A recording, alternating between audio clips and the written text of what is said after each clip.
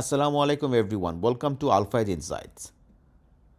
Market আজকে আমাদের 64 পয়েন্টের মতো ফল করেছে, যেটা অ্যারাউন্ড 70 পয়েন্টের কাছাকাছি চলে গিয়েছিল। ফল করেছিল আমাদের, লো ছিল 5,715 এবং আজকে ক্লোজ করেছে 5,722। আপনাদের সবার যদি মনে থাকে, আমরা আমাদের ইউটিউব চ্যানেলে একটা পোস্ট দিয়েছিলাম 4 দিন আগে যে মার্কেট কি ডেড ক্যাট বাউন্স করলো কিনা, কেন ইন্ডেক্সটা একটু ফল করে আবার 5,840 এই লেভেলে উঠে গিয়েছিল। 40 না, 5,860 বা 65 পর্যন্ত উঠে গিয়েছিল। তো সবাই সেদিনকে খুবই আশা করছিল মার্কেটটা মনে হয় উঠে গেল।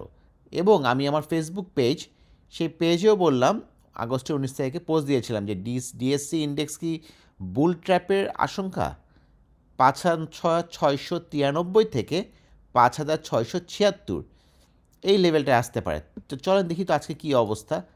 আজকে আমাদের ইন্ডেক্স 5,722-এ আসছে, ক্লোজ করেছে এবং 5,715 পয়েন্টে এসেছে।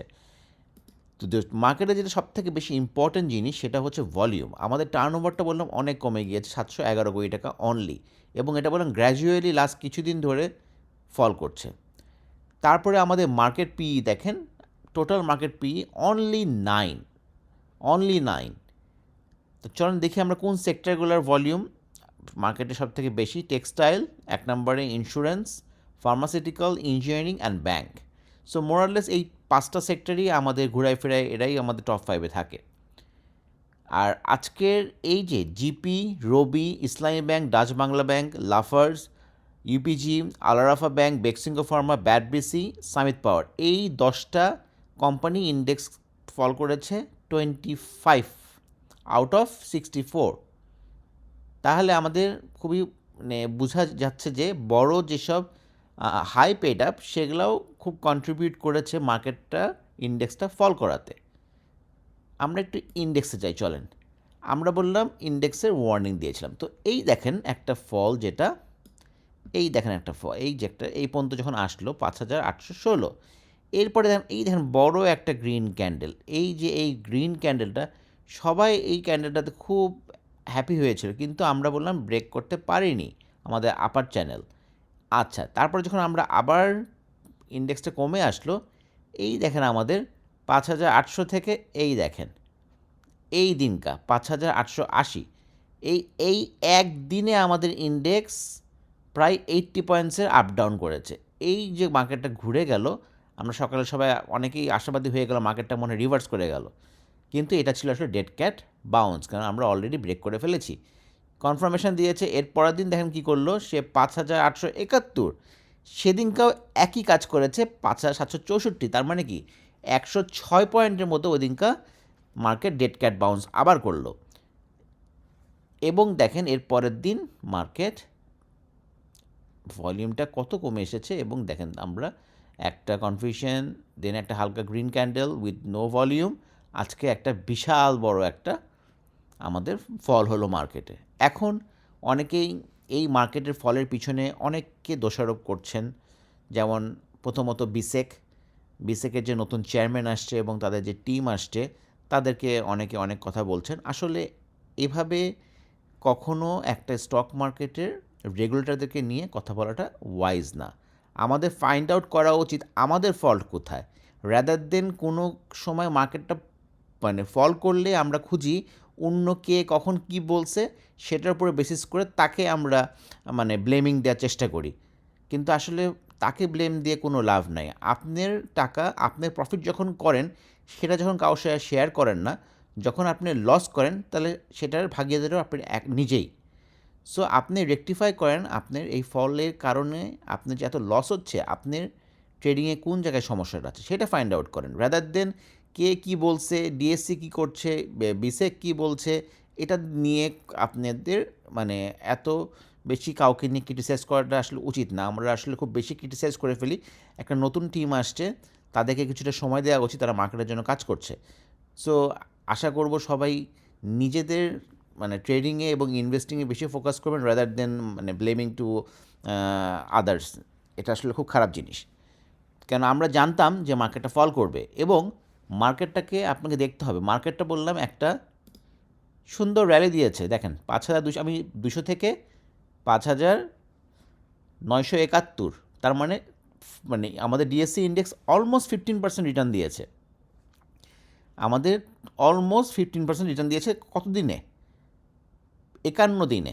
তার মানে কি অলমোস্ট 2 মাসের মধ্যে আমাদের ইন্ডেক্স এত সুন্দর একটা রিটার্ন দিয়েছে। আচ্ছা, এবার আসেন কারেকশানে। এখানে যখন উঠেছে এখন কারেকশন কতটুকু আসছে দেখেন তো। আজকে যদি আমরা যদি লো ধরি অনলি 4%। তো একটা ইন্ডেক্স আপনার 2 মাসে বেড়েছে 15%, সে কি 4% কারেকশন হতে পারে না? এটাই তো নর্মাল। মার্কেট কি মানে এভরিডে উপরে উঠবে? এটা কখনই হতে পারে না।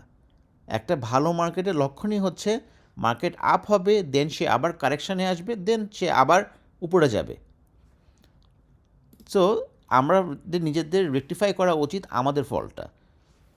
সো এখন ইন্ডেক্সের যে অবস্থাটা, ইন্ডেক্স খুব কাছাকাছি চলে আসছে রিভার্স করার একটা।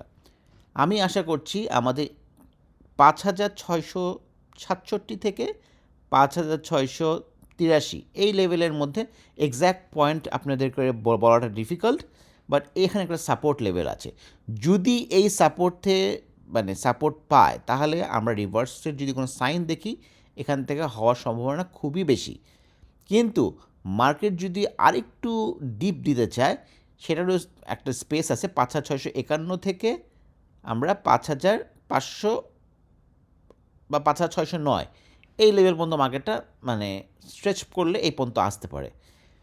সো আশা করছি মার্কেট আগামী 1-2 দিনের মধ্যেই ঘুরে যাওয়া উচিত। ইভেন কালকে যদি মার্কেট ফল করে যদি ঘুরে যায় সেটাও অবাক হওয়ার কোনো কিছু থাকবে না, কেন মার্কেট অলরেডি ভালো ফল করেছে। এবং দেখেন আমি আপনাদেরকে এটা আগেও দেখেছি, আমাদের আরএসআই অলরেডি 37.97-এ চলে এসেছে। তো আমি আশা করছি আরএসআইটা খুব দ্রুত হয়তো এই পর্যন্ত আসবে, এসে তারপরে আমাদের আরএসআইটা আমরা দেখব যে উপরের দিকে রিভার্স করেছে, এবং আমাদের ম্যাকডি এটাও আশা করব সামনের দিকে আস্তে করে ঘুরে যাবে। সো একটু অপেক্ষা করতে হবে। এখন আমাদের যেটা উচিত, কোন কোন শেয়ারগুলা নেক্সট কিছুদিন, যেমন আগস্টের আমাদের অলমোস্ট লাস্ট উইকে আছি, সেপ্টেম্বর এবং অক্টোবর আমাদের কোন শেয়ারগুলো বেশি প্রফিট দিতে পারে বা একটা মানে রিলেটিভলি আমাদের ভালো একটা রিটার্ন আমাদের আসতে পারে, সেগুলো আমাদেরকে ফাইন্ড আউট করতে হবে। সেগুলো হচ্ছে আমাদের যেগুলো জুন ক্লোজিং স্টক, এই জুন ক্লোজিং স্টকের মধ্যে ভালো ডিভিডেন্ড কারা দেয় সেই সব স্টকগুলো ফাইন্ড আউট করতে হবে, এবং তাদের প্রাইস দেখেন এবং তাদের প্রিভিয়াস হিস্ট্রি দেখেন যে তাদের ডিভিডেন্ড রেশিওটা কীরকম আছে। তারপর আপনি ক্যালকুলেশন করেন, আপনি যদি ডিভিডেন্ড টেক করেন তাহলে আপনার প্রফিট কত পার্সেন্ট হবে। আর যদি আপনি মনে করেন যে না আমি শর্ট ট্রেড করব, আমি ডিভিডেন্ড নিব না, আমি এইটুকু প্রফিট হলে আমি হ্যাপি, সেটাও করতে পারেন।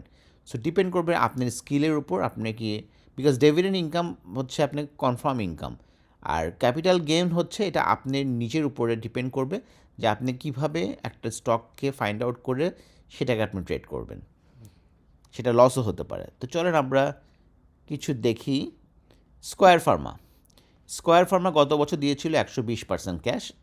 সো এবার আশা করছি 130 থেকে 135% ক্যাশ তার দেয়া দিবে হয়তো। তো শেয়ারটার প্রাইস আছে 218 টাকা 20 পয়সা। তো আপনারা বলতে পারেন ভাই এই শেয়ার তো অনেক স্লো, এই শেয়ার কেন দেখাচ্ছেন? এই শেয়ার দেখানোর কারণ হচ্ছে আজকে আমার ভিডিওটার মেন উদ্দেশ্য হচ্ছে ভালো স্টক, কোনো জাঙ্ক শেয়ার না, কোনো খারাপ স্টক না।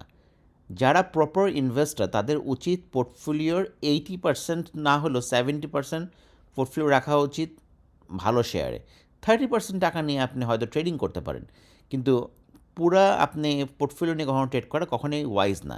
বিকজ আমরা সবাই পুরা পোর্টফোলিও নিয়ে ট্রেড করি এবং যখন লস হয় তখন আমরা একে ওকে মানে বকাঝকা করি। সো আমাদের যদি নিজেদের টাকার প্রতি মায়া থাকে আমাদের উচিত একটা সুন্দর একটা পোর্টফোলিও বানানো নিজেদের। আপনারা যদি মিউচুয়াল ফান্ডগুলোকে দেখেন, অনেক ভালো ভালো মিউচুয়াল ফান্ড আছে, ওপেন এন্ড মিউচুয়াল ফান্ড যেগুলো বলছি আমি, যেগুলো লিস্টেড না, যারা মার্কেটে ভালো ইনভেস্ট করতেছে এবং তারা ভালো রিটার্ন একটা দিচ্ছে, এরকম অনেক অনেক ভালো ওপেন এন্ড মিউচুয়াল ফান্ড আছে। আপনারা ইতিমধ্যে অনেকগুলো নাম জানেন, আমি কারোর নাম মেনশন করছি না বিকজ সবাই ভালো করছে। যতগুলা নন লিস্টেড ওপেন মিউচুয়াল ফান্ড যেগুলো আছে তাদের পোর্টফোলিও পর্যন্ত দেওয়া থাকে। তো আপনাদের উচিত হবে একটু তাদের পোর্টফোলিওগুলো একটু আপনারা দেখেন, জাস্ট মানে নলেজটা নেওয়ার জন্য যে তারা কী টাইপের শেয়ার ইনভেস্ট করছে। তাহলে আপনারা বুঝতে পারবেন যে একটা সুন্দর একটা পোর্টফোলিও কীভাবে বানাতে হয়। আপনার লং টার্ম ইনভেস্টমেন্টের পোর্টফোলিও থাকা উচিত আলাদা, শর্ট টার্ম ট্রেডিংয়ের পোর্টফোলিও থাকা উচিত আলাদা। এটা আমার পার্সোনাল ব্যক্তিগত মতামত। তো স্কোয়ার ফার্মা যদি 130 থেকে 135% ক্যাশ দেয়, তার মানে কি 12 থেকে 13 টাকা যদি ক্যাশ দেয়, তাহলে 218 টাকা। সো আপনি হিসাব করে নেবেন, তার মানে কি 218 টাকায় যদি কেনেন, যদি ক্যাশ অ্যাডজাস্টমেন্ট হয়, 13 টাকা যদি আপনি ডিভিডেন্ড দেয়, তাহলে 218 থেকে 13 বাদ দিলে কত হয়? 205 টাকা। ঠিক আছে, তো হয়তো সে অ্যাডজাস্টমেন্ট অবশ্যই হবে, কিন্তু দেখা যাবে সে 1 মাস বা 2 মাস পরে ঠিকই সে আবার 218, 219, 20 এই লেভেলে চলে আসবে। তখন কি হবে? এই যে 13 টাকার প্রফিট, এটা বললাম পুরোটাই আপনার ডিভিডেন্ড, পুরোটাই ফ্রি। কিন্তু আমরা বললাম কেউ এভাবে চিন্তা করি না। আমরা চিন্তা করি না, আমি 218 টাকায় স্কোয়ার ফার্মা কিনবো, আমি সেল করব হচ্ছে এই 236 টাকা, এইখানে আমি 10% লাভ প্রফিট করব। আমরা এই ক্যাপিটাল গেনের চিন্তা করি, কিন্তু আমরা চিন্তা করি না শেয়ার যদি 218 টাকা থেকে নেমে যদি 206 টাকা নামে, আমরা এই হিসাবটা করি না। কিন্তু আমরা যেখানে আমরা বুঝতেছি যে ভালো একটা ডিভিডেন্ড স্কোয়ার ফার্মা আমাদের দিবে, তাহলে আমরা কেন কিছু শেয়ার কিনে আমরা ডিভিডেন্ডের জন্য করব না, কনফার্ম গেইন কেন করব না? সো স্কোয়ার ফার্মা যেটা বলছিলাম, সো এটার একটা সুন্দর একটা এই লেভেলটাতে সে ভালো একটা সাপোর্ট আছে তার, এই 217 থেকে 215 বা 16 এই লেভেলটাতে। আমরা টপ দেখেছি স্কোয়ার ফার্মা 227, 28। আমি আশা করছি এই জায়গাটা খুব ভালো একটা প্রাইস, 216, 217, 18 এই লেভেলটা খুব ভালো একটা প্রাইস। ডিভিডেন্টের আসার আগে আমি আশা করি শেয়ারটা এখান থেকে অ্যাটলিস্ট 225 থেকে 227 টাকা লেভেলে চলে যাওয়া উচিত। তার মানে এটা কী বোঝাচ্ছি আমি? যদি শেয়ার কারেকশানও হয় আমাদের আফটার রেকর্ড ডেট, তারপরেও যদি 12 টাকাও দেয়, তাহলে আমি ধরি 227 টাকা, 227 টাকা থেকে 12 টাকা বাদে 215 টাকা। তার মানে কি? আপনি 218 টাকা থেকে 217-র মধ্যে যদি কেনেন, 12 টাকা যদি আপনি ডিভিডেন্ড পান, শেয়ার যদি রেকর্ড ডেটের পরে অ্যাডজাস্ট হয়ে 215 টাকা আসে, খুব একটা বেশি দিন লাগবে না 215 থেকে 217 উঠতে। তার মানে কি? আপনার টোটাল 12 টাকাটা পুরাটাই ফ্রি আপনার। সো একটু ওয়াইজভাবে ইনভেস্টমেন্ট করবেন। নেক্সট একটা শেয়ার দেখি আমরা, মোবিল যমুনা। মোবিল যমুনা খুবই সুন্দর একটা ভালো ডিভিডেন্ড দিয়ে তারা আসতেছে। তারা মানে একদিন 2 দিন না, বছরের পর বছর তারা 50% থেকে 50-55% ভালো ডিভিডেন্ড দেয়। কিন্তু আমরা কেউ ডিভিডেন্ডটা নেওয়ার মতো আমাদের বাংলাদেশি ইনভেস্টরদের ইন্টারেস্ট নাই। তারা অনলি ক্যাপিটাল গেইন কীভাবে হবে, কোন শেয়ার তাতে দ্রুত প্রফিট দেবে, আমরা সেটার পিছনে ঘুরি। সো এটাও একটা ভালো একটা পটেনশিয়াল স্টক। এখন শেয়ারের দাম আছে 90 টাকা 90 পয়সা। হয়তো শেয়ারটা নেমে হয়তো এই লেভেলে আসতে পারে আপনার 89 বা 88। এটা খুব ভালো একটা লেভেল এই শেয়ারের। আমি আশা করি এটা ডিভিডেন্ডের আগে আবার এটা 94-95 লেভেলে চলে যাবে। সো যদি সে 5 টাকা ডিভিডেন্ড দেয়, তার মানে কি সে অ্যাডজাস্ট হয়ে আবার 90 টাকায় আসবে। তাহলে আমরা কনফার্ম একটা আমরা বুঝতেই পারছি 5 টাকা একটা আমরা গেইন পেতে পারি এই শেয়ার থেকে, মানে ডিভিডেন্ডের কথা বলছি আমি। আর এটার সাথে যদি এক্সট্রা যদি আপনি ক্যাপিটাল গেইন পান, সেটা তো বোনাস। চলেন আমরা এবার একটু আজকে কথা বলবো ব্যাংকিং সেক্টর নিয়ে। ব্যাংকিং সেক্টর নিয়ে আমরা একটু কথা বলবো। সিটি ব্যাংক দেখেন কি সুন্দর সে একটা র্যালি করেছে, এখন সে একটা কারেকশানে আছে। সিটি ব্যাংকের খুবই ভালো একটা লেভেল হচ্ছে এইটা, এই যে জায়গাটা 29 টাকা 50 থেকে 29 টাকা 70। তাই বলি কি সে এখানে নামবে? এটা আমরা কেউ বলতে পারি না। কিন্তু ব্যাংক যে মুভমেন্টটা করে, অনেকের প্রশ্ন, ভাই ইন্ডেক্স তো এখন মুভমেন্ট আপাতত লাস্ট কিছুদিন ধরে মুভমেন্ট করছে না, কিন্তু এখন তো মুভমেন্ট করছে, তখন ব্যাংকের কন্ট্রিবিউশনটা কেন নাই? কেন ব্যাংকগুলো স্লো হয়ে গেল? তাই আপনারা যদি একটু লং টার্ম একটু চার্ট দেখেন, তাহলে বুঝতে পারবেন একদম সব কিছুই ক্লিয়ার। ব্যাংক বললাম সাধারণত এই আগস্ট থেকে ডিসেম্বর পর্যন্ত মার্কেট বললাম খুব একটা বেশি ফ্ল্যাকচুয়েট করে না। ওরা 10 থেকে 12%-এর মধ্যে মুভমেন্ট করে, হয় 10% বাড়ে আবার 10% অ্যাডজাস্ট হয়ে যায়। ঠিক আছে, তো সিটি ব্যাংকটা যদি 10% অ্যাডজাস্ট হয়, তাহলে মানে কি সে 27 থেকে 28 টাকায় আসতে পারে। ঠিক আছে, নেক্সট দেখি আমরা ব্র্যাক ব্যাংকটা যথেষ্ট একটা ভালো একটা ব্যাংক, এবং একমাত্র ব্যাংক এখন পর্যন্ত যেটা আমাদের বাংলাদেশ ব্যাংক থেকে বলা ছিল 2000 কোটি টাকা পেড আপ ক্যাপিটাল যাদের যেসব ব্যাংকের নাই, তারা বললাম ক্যাশ ডিভিডেন্ড দিতে পারবে না। বাট একমাত্র ব্র্যাক ব্যাংক যার পেড আপ ক্যাপিটাল 2000 কোটি টাকার উপরে, সো সে ক্যাশ ডিভিডেন্ড দিতে পারবে, সাথে স্টকও দিতে পারবে। সো কারেন্টলি সে পজিশনে আছে 62 টাকা 70 পয়সা। সো এটা খুব ভালো একটা লেভেল হচ্ছে এটা, এই 60 টাকা 80 পয়সা, এই লেভেলটা খুব ভালো তার। এখানে যদি শেয়ারটা আসে অবশ্যই এটা কালেকশন করা উচিত, কিন্তু not for the short term investor or trader, এটা only for the genuine long term ইনভেস্টারদের জন্য। আমি ব্র্যাক ব্যাংক নিয়ে অনেক রিকোয়েস্ট এসেছে আমাদের ভিডিওতে যে এটা নিয়ে একটা অ্যানালাইসিস করার জন্য। আমি এটা নিয়ে খুব শীঘ্রই একটা আপনাদের পুরা ব্র্যাক ব্যাংকের একটা ভ্যালুয়েশন দিব, ফুল কোম্পানির কী অবস্থা, তাদের ইনভেস্টমেন্টের কী অবস্থা, সম্পূর্ণ আমি একটা ভিডিও আমি খুব দ্রুত আমাদের ইউটিউব চ্যানেল এবং ফেসবুকে আমরা শেয়ার করব। আপনারা ইউটিউব চ্যানেলটাতে সাবস্ক্রাইব করে রাখবেন এবং ফেসবুক পেজটাতেও একটু আপনারা কষ্ট করে ফলো দিবেন, লাইক কমেন্ট করবেন। তো চলেন আমরা নেক্সট যাই হচ্ছে ইবিএল। এই ব্যাংকটা ডিভিডেন্টের পরে প্রাইসটা বললাম তার ডিভিডেন্টের আগে যেখানে ছিল সেখানে এখন পর্যন্ত সে যেতে পারে নাই, এবং সে একটা লেভেলে আটকে গিয়েছে। এই 23 টাকা 80 থেকে 24 টাকা 10-20 পয়সার মধ্যে সে ঘোরাফেরা করছে। আজকেও সে 23.90 ক্লোজ করেছে। তার সাপোর্ট হচ্ছে এই লেভেলটা 23 টাকা 10 পয়সা, এই লেভেলটা হচ্ছে তার সাপোর্ট, 23.10 23.20, এবং তার উপর চ্যানেলটা হচ্ছে এইখানে 26 টাকা 30 পয়সা। আমি আশা করছি এই ইবিএল আগামী কিছুদিন এই লেভেলের মধ্যেই আমরা দেখব ঘোরাফেরা করছে। তো আপনারা যারা ইনভেস্টার তারা বুঝে নিতে পারেন যে আপনাদের কোথায় বাই করতে হবে, আর যারা লং টার্ম ইনভেস্টার তারা অফকোর্স এখানে সেল করবেন না, এটা আমরা ভালো করেই বুঝি। বাট যারা ট্রেডার তাদের জন্য বললাম এখানে কিনে এখানে সেল করাটা বললাম অনেক বড় একটা প্রফিট। যদি আপনি 23-20-এ কেনেন, আপনি যদি 26 টাকা এই লেভেলে সেল করেন, প্রায় 30 পয়সা সেল করেন, তাও আপনার 13-14% প্রফিট আছে। সো এটা আপনারা বুঝে নেবেন কে কোথায় করে। যারা ইনভেস্টার তারা ইনভেস্ট করবেন, যারা ট্রেডার তারা ট্রেড করবেন। নেক্সট আমাদের আরেকটা ব্যাংক, সেটা হচ্ছে যমুনা ব্যাংক।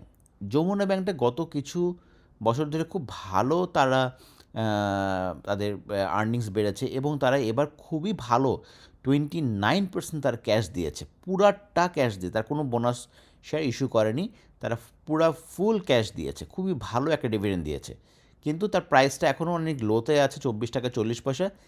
এটা যদি আমি মনে করি এই কিছুদিনের জন্য এইটার সাপোর্ট হচ্ছে এইটা 23 টাকা 40 থেকে 23 টাকা 50, এবং এটার টপ জোন হচ্ছে তার প্রিভিয়াস হাই 27 টাকা। তার মানে কি দেখেন আপনি এখান থেকে যদি আপনি এটা ধরেন প্রায় 15%-এর মতো আপনার অপরচুনিটি আছে ট্রেড করার জন্য। যারা ইনভেস্টার তাদের জন্য অপরচুনিটি হচ্ছে এই লো প্রাইসের এখানে অ্যাকোমুলেট করা। অনেক ব্যাংক হয়তো সামনে বছর স্টক ডিভিডেন্ড দিতে পারবে না এখন পর্যন্ত বাংলাদেশ ব্যাংকের যে রুল আছে সেটার উপরে বেসিস করে, বাট আমাদের তো খুব দ্রুত আমাদের রুল চেঞ্জ হয়। সো আমরা দেখতে পারবো যে আগামী ডিসেম্বরের পরে বাংলাদেশ ব্যাংক থেকে কোনো ডিরেক্টিভ আসে কি না। আমি আশা করবো যদি একটা ডিরেক্টিভ আসে তাহলে ভালো, কেন 2000 কোটি টাকা ম্যাক্সিমাম ব্যাংকেরই নাই, এটাকে একটু লিনিয়েন্ট করা উচিত। অ্যাটলিস্ট 1500 কোটি টাকা করলে বেটার হয়, যাতে করে আর ভালো ব্যাংকগুলো যেগুলো অলরেডি 1500 পার করে ফেলেছে তারা যাতে ক্যাশ এবং স্টক দুইটা দিতে পারে। কেন ব্যাংকের ইনভেস্টর যারা তারা আমরা আসলে মেনলি ক্যাশের জন্যই বসে থাকি, স্টক কিছুটা দেয় সেটা ভালো খারাপ না, কিন্তু ক্যাশ ডিভিডেন্ডটা সবার জন্য যারা লং টার্ম ইনভেস্টর তাদের জন্য খুবই জরুরি এটা। তো আমরা ভিডিওটা আর বড় করব না, আমরা আমাদের ভিডিওটা শেষ করব। আমাদের ইন্ডেক্সটা আমি আশা করছি আমি আর একটু ফল করবে, দেন আমরা খুব দ্রুত রিভার্স করে ফেলবো। এই জন্য আপনাদের উচিত হবে আপনারা এখনই ফাইন্ড আউট করেন যে আপনি ইন্ডেক্সটা এই লেভেলে আসলে কোন কোন শেয়ার আপনি বাই করবেন। যারা ট্রেডার তারা ট্রেডিং শেয়ার যেগুলো আছে সেগুলো খেয়াল করেন, যারা ইনভেস্টর তারা ইনভেস্টিং পয়েন্ট অফ ভিউ থেকে, যেহেতু লং টার্ম ইনভেস্টারের যেসব শেয়ারগুলো সেগুলোও ফল করেছে, সেগুলো লো প্রাইসে পাওয়া যাচ্ছে, সেগুলো কোথায় কালেকশন করবেন সব রেডি করে ফেলেন। ট্রেড আওয়ারে কখনও ডিসিশান নেবেন না, আগে থেকে ডিসিশান নেবেন, আপনি শর্ট লিস্ট করবেন, সেই শেয়ারগুলো আপনি বাই করবেন, তাহলে দেখবেন যে আপনি ভালো হবে। ট্রেড আওয়ারে যদি আপনি থিঙ্ক করেন যে না আমি ট্রেড আওয়ারে দেখে আমি ডিসিশান নিব, তাহলে কখনোই ভালো শেয়ার কিনতে পারবেন না। তো সবাই ভালো থাকবেন, শুভরাত্রি।